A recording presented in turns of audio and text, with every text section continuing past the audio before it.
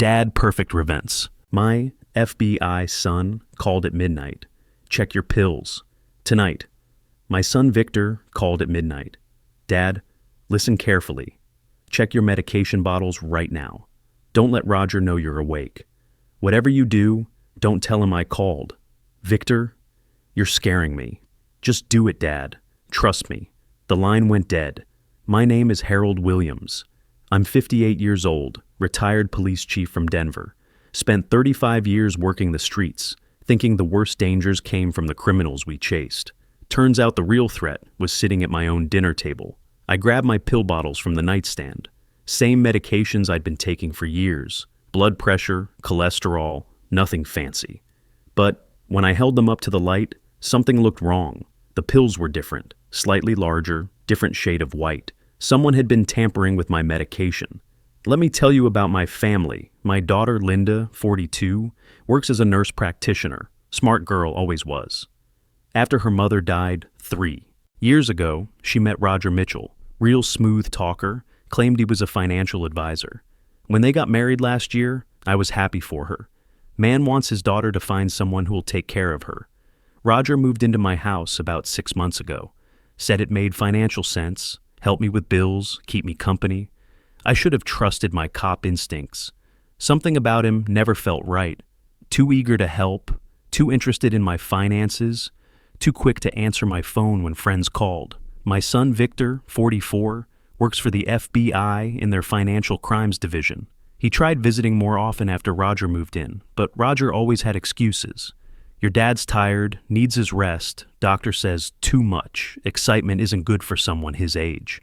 Eventually, Victor's visits became shorter, less frequent. That night in February changed everything. After Victor's warning call, I checked those pills more carefully. Got out my old magnifying glass, the one I used for evidence work. The pills looked identical to my regular medication, but they felt heavier. Someone had switched them out. I didn't sleep that night. Sat in my workshop in the basement, surrounded by my collection of antique clocks. 15 of them, each one I'd restored myself over the years. Hobby I picked up after retirement, working with my hands, fixing broken things, bringing them back to life piece by piece. Around 3 a.m., I heard footsteps upstairs. Roger was moving around, talking on his phone in hushed tones. Through the heating vents, I caught fragments of conversation. Yeah, the old man's been taking them for weeks. Won't be long now before we can move forward.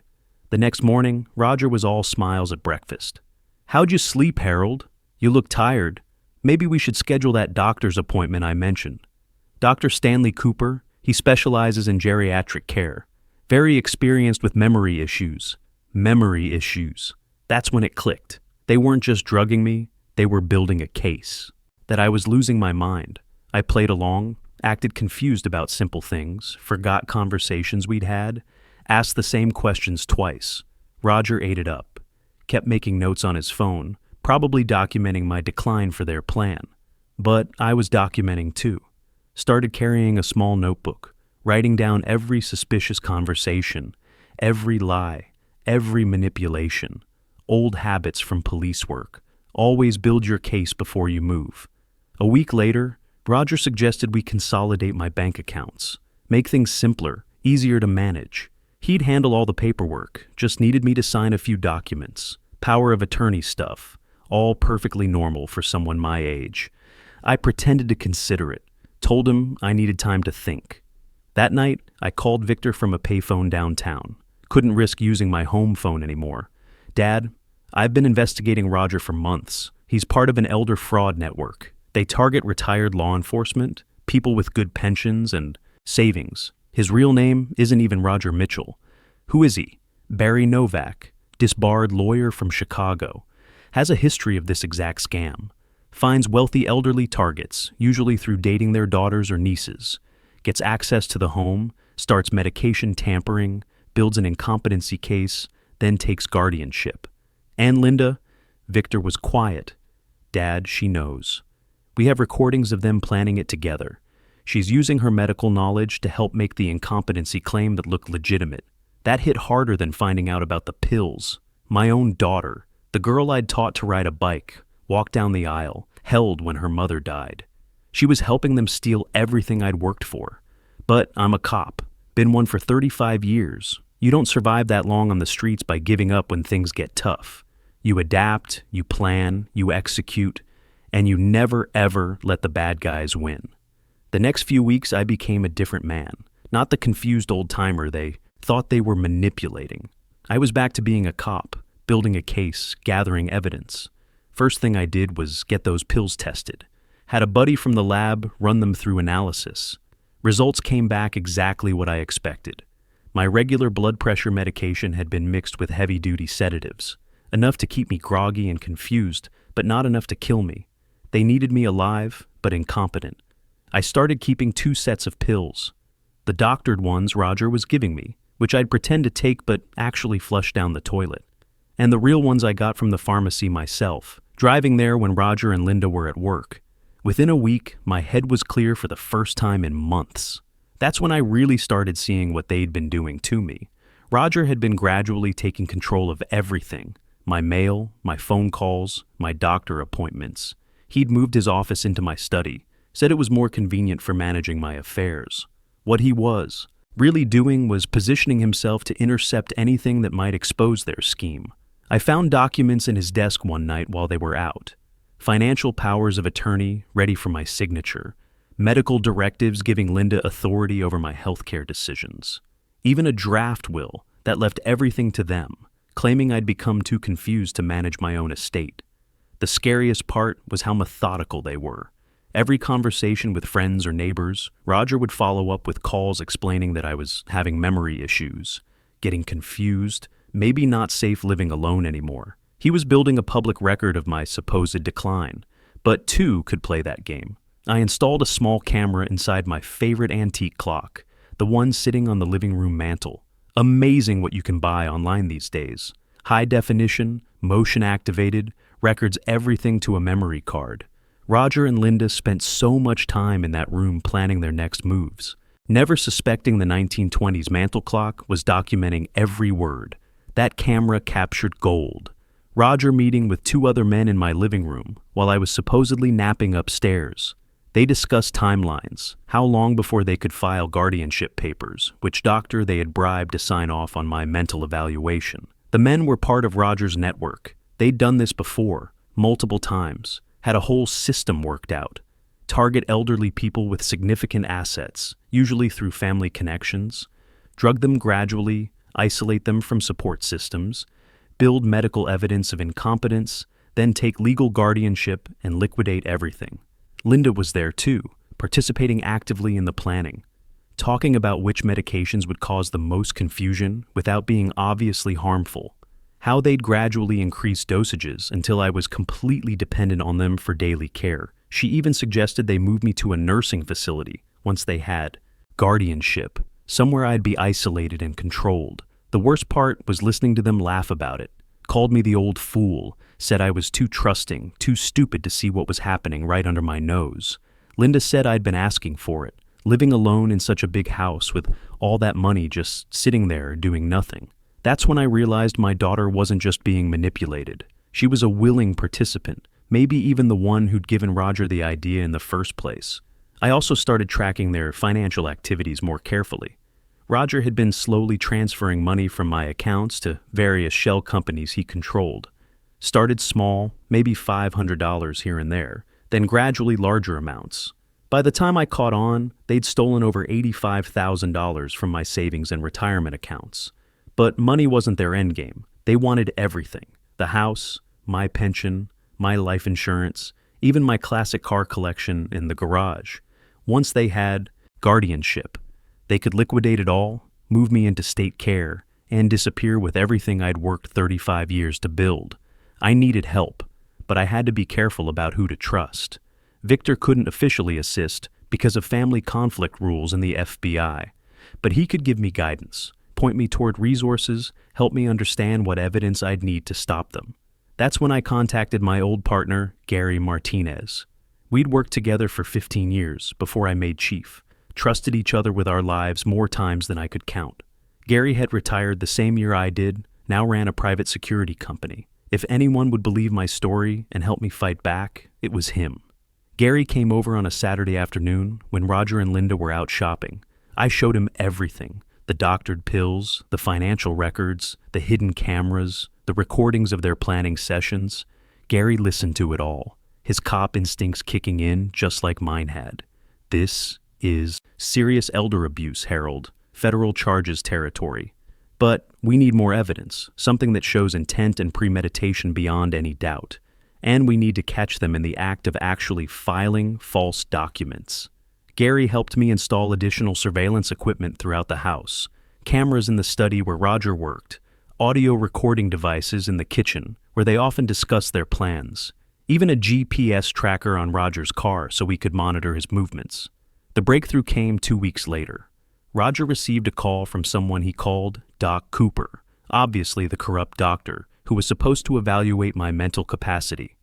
They scheduled a meeting for the following Tuesday, said it was time to move forward with the final phase of their plan. I knew this was it. Whatever they were planning, it would happen soon. I just had to be ready to document everything and spring the trap at exactly the right moment, because you only get one chance to catch. Criminals this smart miss that opportunity and they disappear forever, probably to victimize some other unsuspecting family.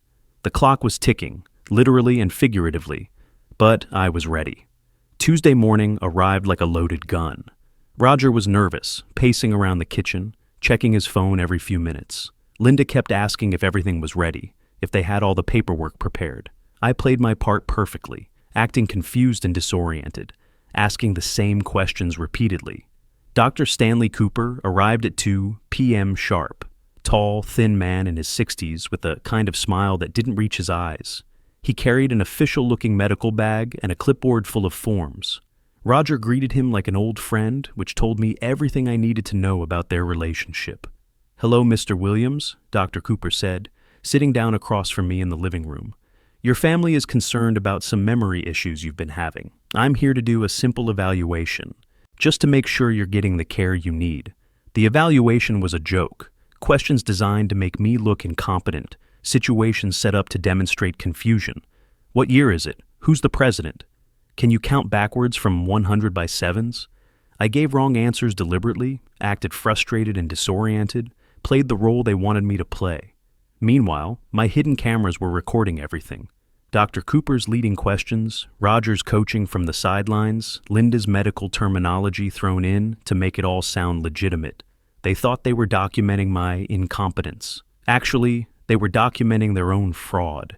The doctor asked me to sign some papers. Just consent forms for the evaluation, he said. But I'd learned to read documents carefully during my police career.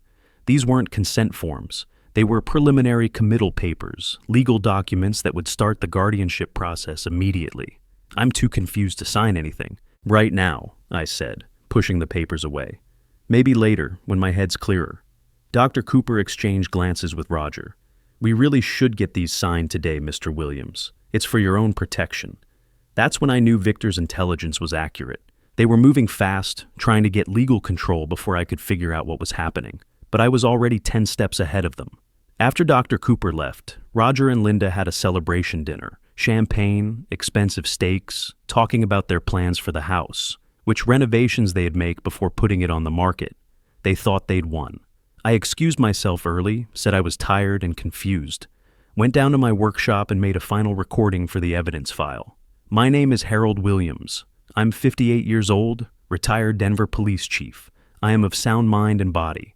What you've witnessed today was a fraudulent medical evaluation conducted by Dr. Stanley Cooper at the request of my son-in-law, Barry Novak, who's been using the alias Roger Mitchell. They are attempting to have me declared mentally incompetent so they can steal my assets through fraudulent guardianship. I've been documenting their activities for weeks. They've drugged me, stolen over $85,000 from my accounts, and are planning to have me committed to a care facility while they liquidate everything I own. This is elder abuse, and it's about to stop." The next morning, they made their final move. Roger arrived with official-looking paperwork from Dr. Cooper, said the evaluation showed I needed immediate care and supervision. Linda backed him up with medical terminology, making it sound like I was in crisis. "Harold, we've scheduled an appointment with the county courthouse this afternoon," Roger said, spreading documents across the kitchen table. "Just temporary guardianship until you're feeling better. We'll handle all your affairs, make sure you're safe and cared for. They wanted me to sign papers giving them immediate authority over my finances, medical decisions, and living arrangements. The trap was closing, exactly as they'd planned it. That's when I dropped the act completely. I know exactly who you are, Barry Novak, I said calmly. I know about the $85,000 you've stolen. I know about your elder fraud network. I know you've done this to other families. And I know my daughter has been helping you every step of the way. The color drained from both their faces. Roger tried to maintain his composure, but his hands were shaking. Linda just stared at me like I'd come back from the dead. You can't prove anything, she whispered. Actually, I can. I pulled out my phone and played one of the recordings. Their own voices filled the kitchen, discussing dosages, timelines, which nursing home would be easiest to control me in. Roger talking about liquidating my classic car collection, Linda laughing about the old fool who trusted them completely. You're bluffing, Roger said, but his voice cracked. Even if you recorded us, it's inadmissible. Illegal surveillance in your own home. He was wrong about the law, but I didn't correct him. Instead, I kept talking. I also had the pills you've been giving me analyzed, heavy sedatives mixed with my regular medication. That's poisoning, Barry, felony charges. And I've documented every dollar you've stolen, every forged document, every lie you've told to my friends and neighbors. Roger stood up abruptly, grabbed Linda's arm. We're leaving, right now. You can leave, I said. But the FBI is already involved. My son Victor has been building a case against your entire network for months. You've got about 10 minutes before they arrive with arrest warrants. That wasn't entirely true. Victor couldn't move officially until we had ironclad evidence. But Roger didn't know that, and panic was making him careless. He ran for the front door, Linda right behind him. I followed slowly, watching through the window as they threw suitcases into their car. Neighbors were starting to notice the commotion, which was perfect. I wanted witnesses to their guilt and flight, but they didn't get far.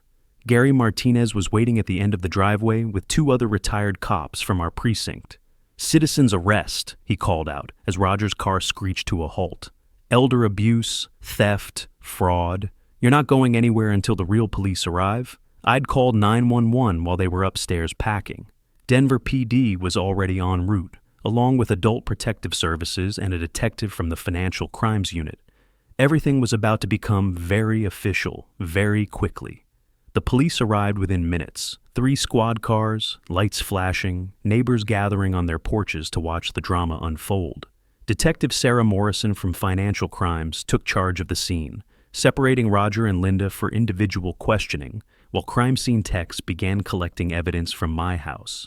Barry Novak, you're under arrest for elder abuse, some financial exploitation, and conspiracy to commit fraud, Detective Morrison announced as she cuffed Roger. Linda Williams, you're under arrest as an accessory to elder abuse and practicing medicine in a fraudulent context. Roger tried one last manipulation. This is a misunderstanding, officer. Harold's been having serious memory problems. We were trying to help him, get him proper care. Check with Dr. Cooper. He'll confirm everything. Dr. Cooper was already in custody. The FBI had been watching him for months as part of their broader investigation into Roger's network. When they raided his office that morning, they found files on dozens of elderly victims, all with similar fraudulent evaluations, all designed to strip away their independence and assets. The trial took place 8 months later, federal court, because Roger's network operated across state lines. I testified for 2 days, walking the jury through every detail of their scheme. The recordings, the doctored, medications, the financial theft, the fake medical evaluations. Victor couldn't testify directly because of his family connection, but the FBI's case was solid without him. They'd identified 23 victims across 4 states, total losses exceeding $3.2 million.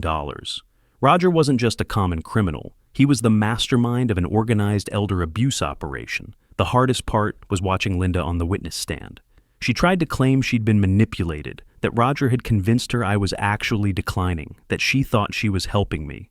But the recordings told a different story. Her voice, clear and calculated, discussing which drugs would be most effective, which nursing homes would ask the fewest questions.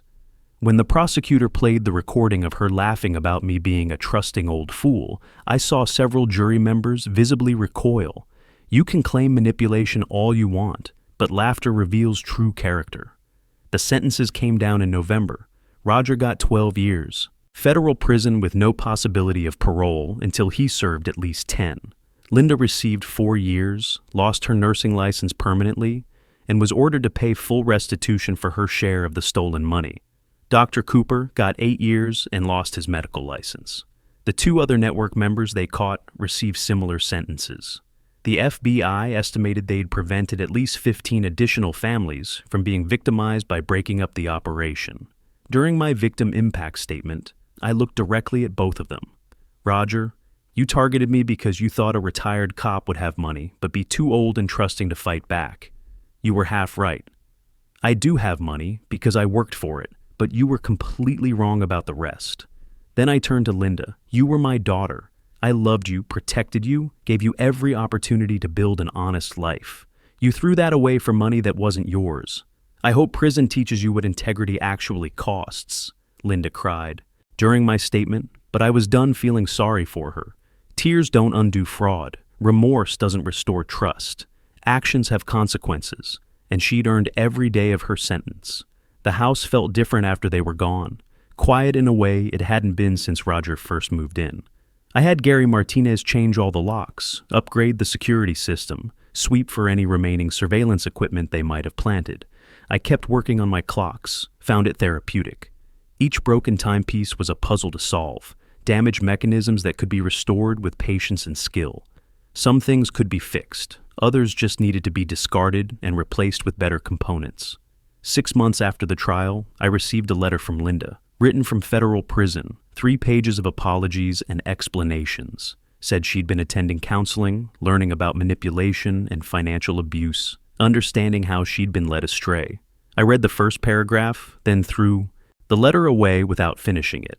Sorry doesn't undo betrayal. Therapy doesn't restore stolen money. Understanding how you were manipulated doesn't excuse the choice to manipulate others.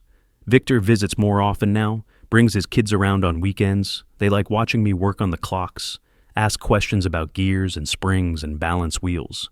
Maybe these grandchildren will grow up with better values than their aunt did.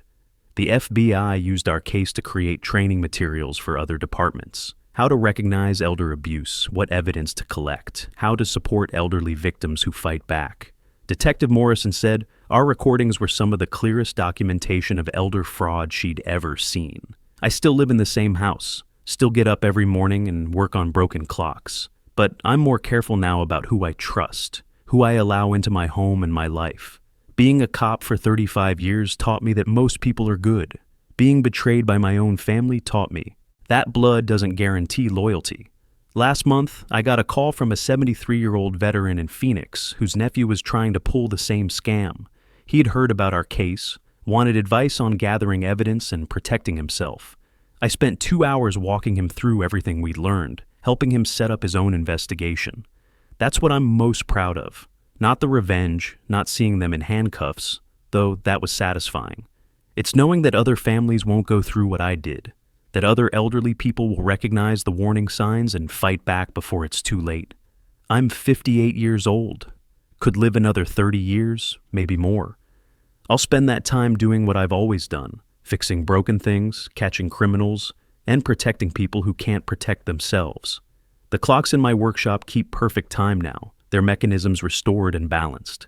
Each one marks another hour survived, another day of independence preserved, another moment of justice served. Time marches on, and so do I. Being older doesn't mean being helpless. It just means being smarter than the people trying to fool you. The strongest revenge isn't getting even. It's making sure no one else gets hurt the same way you did.